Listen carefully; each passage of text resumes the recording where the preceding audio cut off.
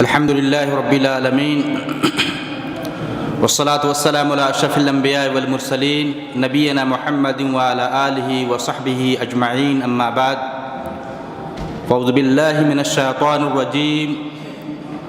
قل إن كنتم تحبون الله فاتبعوني يحببكم الله ويغفر لكم ذنوبكم والله غفور رحيم۔ میرے دینی اور اسلامی ساتھیوں،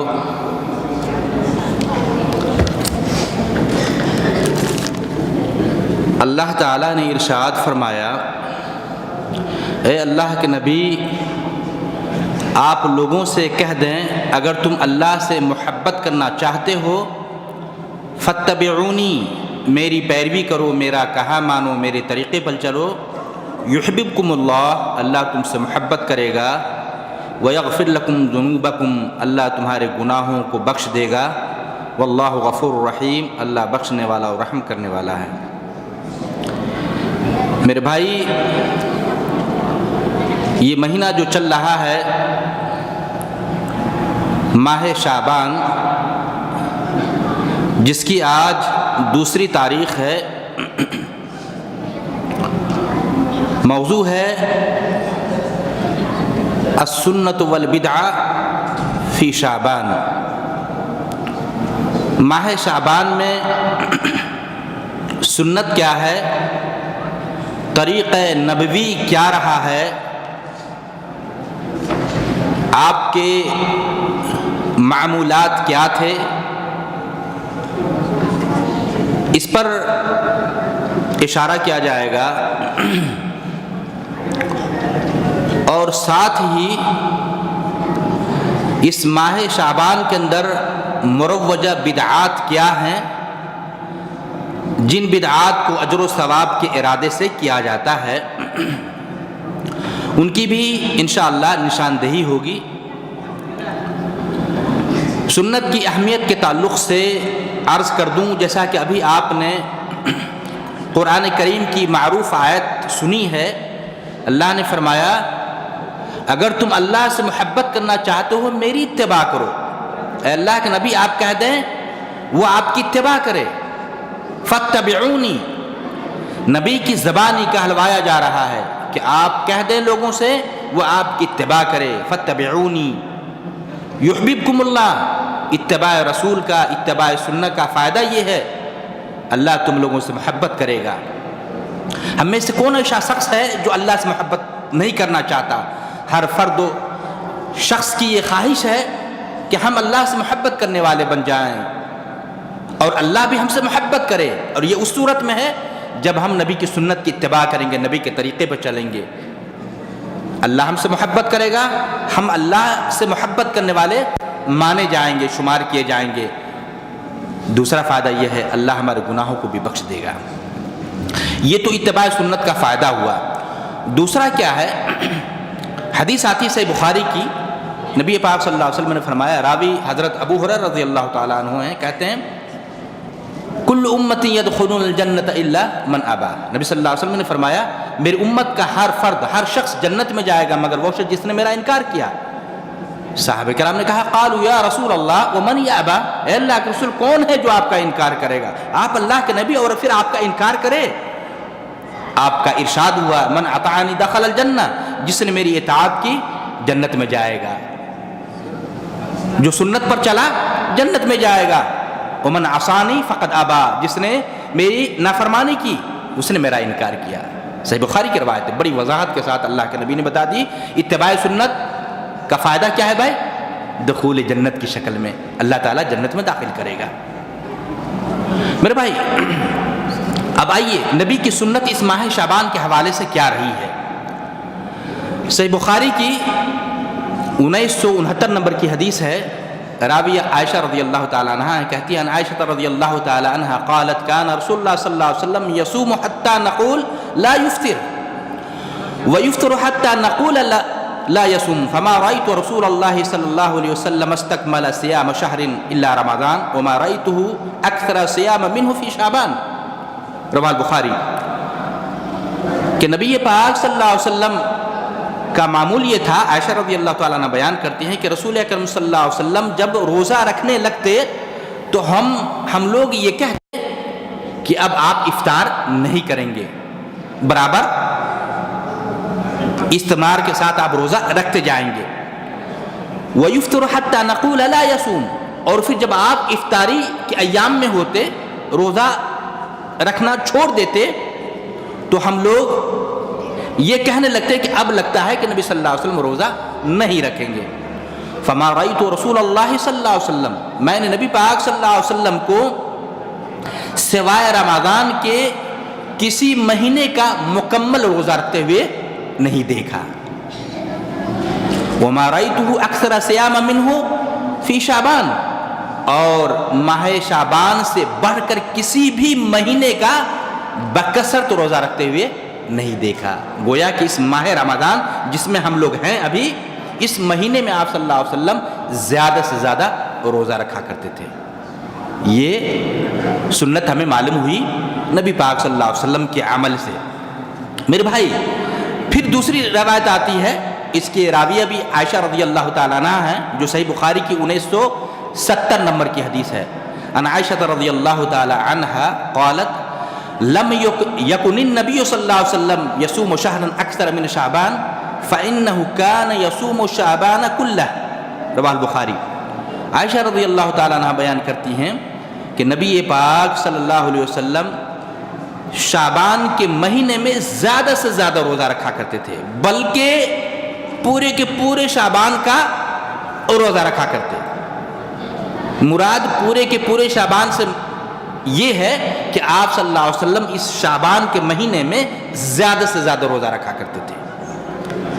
یہ پتہ یہ چلا صحیح بخاری کی 1969 اور 1970 نمبر کی ان دو حدیثوں سے پتہ چلا کہ آپ صلی اللہ علیہ وسلم کا یہ معمول رہا ہے، آپ کی یہ عادت شریفہ تھی کہ اس ماہ شعبان میں آپ صلی اللہ علیہ وسلم بکثرت روزہ رکھا کرتے تھے۔ اگر واقعی ہمیں نبی سے محبت ہے، سچی محبت ہے، سنت کے متبع بننا چاہتے تو ہم بھی ابھی سے شروع کر دیں، ابھی سے شروع کر دیں۔ اور آپ نے دیکھ لیا ان دو حدیثوں میں دنوں کی تخصیص نہیں ہے کہ آپ نے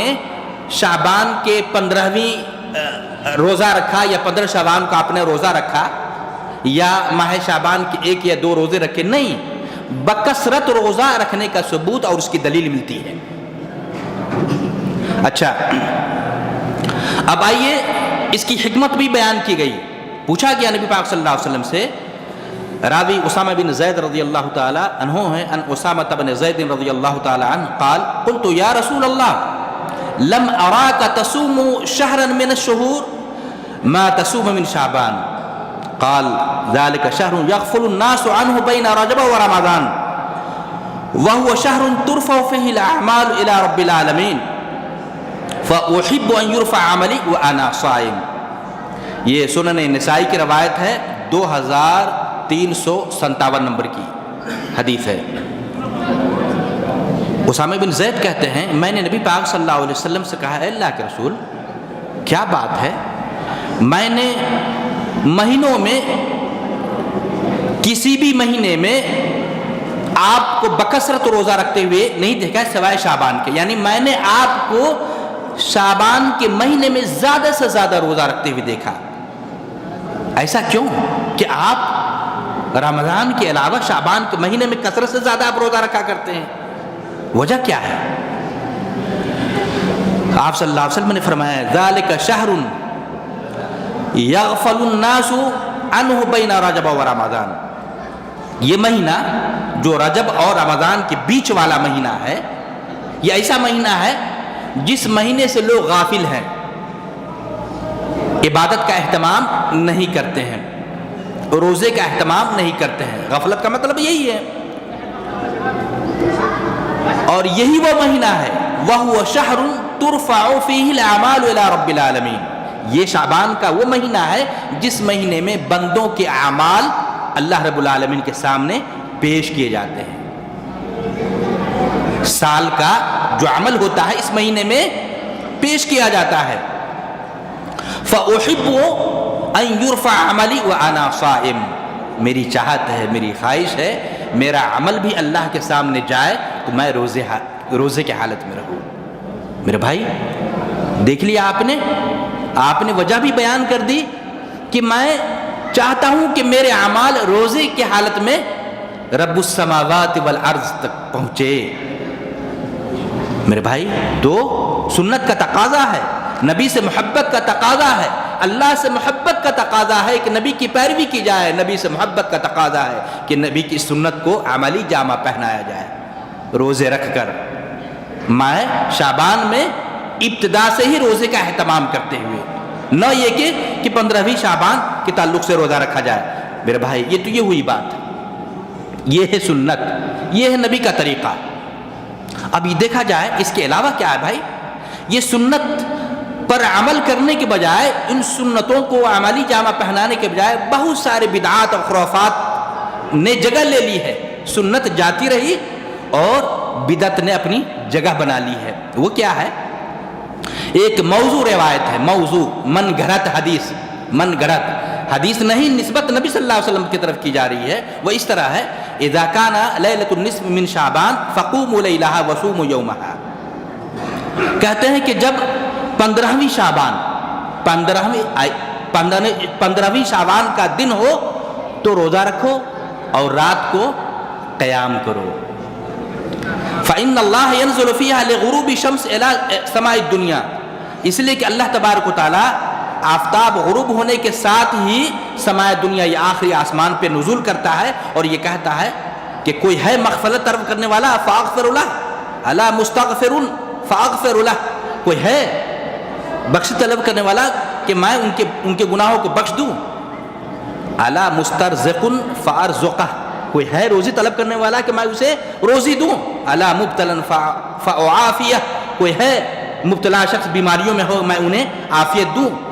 اور کوئی ہے مانگنے والا الا سائل فاعطیہ، الا کذا الا کذا، حتی یطلع الفجر، فجر کے طلوع ہونے تک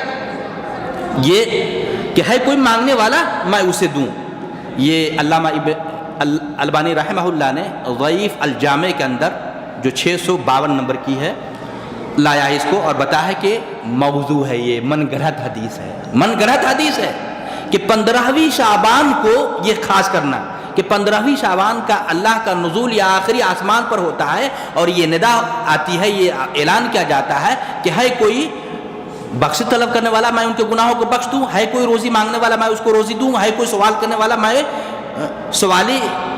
کا دامن بھر دوں۔ میرے بھائی یہ من گھڑت حدیث ہے، نسبت نبی صلی اللہ علیہ وسلم کی طرف کی جاتی ہے، ثابت کرتے ہوئے کہ 15ویں شعبان کی لیلۃ النصف من شعبان کی یہ اہمیت، یہ فضیلت ہے۔ میرے بھائی یہ موضوع روایت ہے، من گھڑت حدیث ہے، نسبت نبی پاک صلی اللہ علیہ وسلم کی طرف کی جا رہی ہے، جبکہ صحیح حدیث آتی ہے اس تعلق سے، صحیح مسلم کی روایت ہے، صحیح بخاری میں بھی یہ روایت ہے، راوی ابو ہریرہ رضی اللہ تعالیٰ عنہ کہتے ہیں کہ یبقى ينزل ربنا تبارک و تعالی الى سماء الدنیا، اللہ تبارک و تعالیٰ سماء الدنیا، یہ صحیح حدیث، اب میں جو حدیث پڑھ رہا ہوں یہ صحیح روایت ہے کہ اللہ تبارک و تعالیٰ ہر رات کو سماء دنیا کی طرف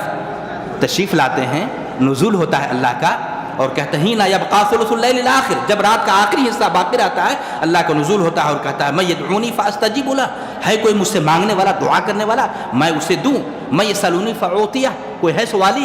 سوال کرنے والا میں اسے عطا کروں، ومن یستغفرنی فاغفر لہ، ہے کوئی مغفرت طلب کرنے والا میں انہیں بخش دوں۔ یہ صحیح بخاری کی 1145 نمبر کی حدیث بالکل صحیح ہے۔ اس حدیث کے اندر 15ویں شعبان کی تخصیص نہیں ہے، بلکہ کیا بتایا، حین یبقى ثلث اللیل الاخر، یعنی ہر رات کا یہ عمل ہے کہ اللہ تبارک و تعالیٰ، اور اس پر ہمارا عقیدہ ہے کہ اللہ تبارک و تعالیٰ 7 آسمان کے اوپر ہے، تب تو 7 آسمان سے کہاں آتے ہیں، سماء دنیا پر آتے ہیں۔ یہ بھی ہم عقیدہ رکھیں کہ اللہ کہاں ہے، الرحمن علی العرش استوی، 7 آسمان کے اوپر عرش پر مستوی ہے، یہ بھی ہمارا عقیدہ ہے رب کے تعلق سے۔ تو میرے بھائی یہ کہنا کہ 15ویں شعبان کا نزول ہوتا ہے اور پھر اس طرح اللہ کی طرف سے ندا کیے جاتے ہیں، یہ سب کے سب من گھڑت بات ہے۔ صحیح روایت جو آپ کے سامنے صحیح بخاری کی 1145 نمبر کی حدیث پڑھی گئی ہے، اس سے انسان کو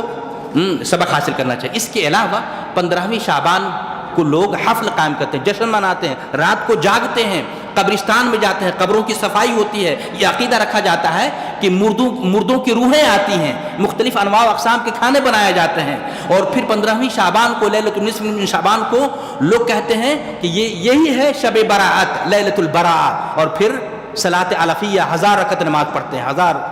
یہ کہتے ہیں پڑھتے ہیں، اور پھر اس کے علاوہ 6 رکعت نماز پڑھتے ہیں، پھر یہ کہتے ہیں کہ جنہوں نے 6 رکعت نماز پڑھ لی تو سارے بلا اور مصیبت سے اللہ نجات دے گا۔ اس طرح سے مختلف ضعیف روایات۔ علامہ ابن باز رحمہ اللہ سے پوچھا گیا ہے لیلۃ النصف من شعبان کی عبادات کے تعلق سے، تو آپ نے کہا کہ اس سلسلے میں جتنی بھی روایات ہیں سارے کے سارے ضعیف، بلکہ موضوع حد تک یہ روایت ہے، بلکہ موضوع حد تک ایک یہ روایت، صرف ایک روایت آتی ہے ابو موسیٰ اشعری رضی اللہ تعالیٰ عنہ سے، جسے علامہ البانی رحمہ اللہ نے حسن درجے میں رکھا ہے 15 شعبان کی فضیلت کے تعلق سے۔ میرے بھائی، بہر کیف یہ ہونا چاہیے کہ جو سنت سے ثابت ہے ان کو ہم عمل میں لائیں، اور جو بدعات ہیں یا بدعات کے جو ذرائع ہیں، وسائل، ان سے ہم بچیں۔ یہ میں نے اس لیے کہہ دیا کہ ہم سنت کا اہتمام کریں روزے رکھ کر، اور آنے والے جو 15ویں شعبان ہے جس میں لوگ بدعات خرافات کرتے ہیں، بزرگوں کے روحوں کے تعلق سے مختلف قسم کے انواع و اقسام کے کھانے بناتے ہیں، اور کہتے ہیں کہ مردوں کی روحیں آتی ہیں، لوگ قبرستان میں جایا کرتے ہیں، مرد عورتیں جاتے ہیں، اختلاط کی شکل میں قبرستان میں جاتے ہیں، یہ سارے کے سارے بدعات و خرافات جنہوں نے دین کو بگاڑ دیا۔ اللہ سے دعا ہے کہ اللہ تعالیٰ ہم تمام مسلمان بھائیوں کو ماہ شعبان میں سنت کی اتباع کرتے ہوئے بکثرت روزے رکھنے کی، اور جتنے بھی بدعات یا امور بدعیہ ہیں ان سے ہمیں بچنے کی توفیق عطا فرمائے۔ آمین وآخر دعوانا الحمدللہ رب العالمین۔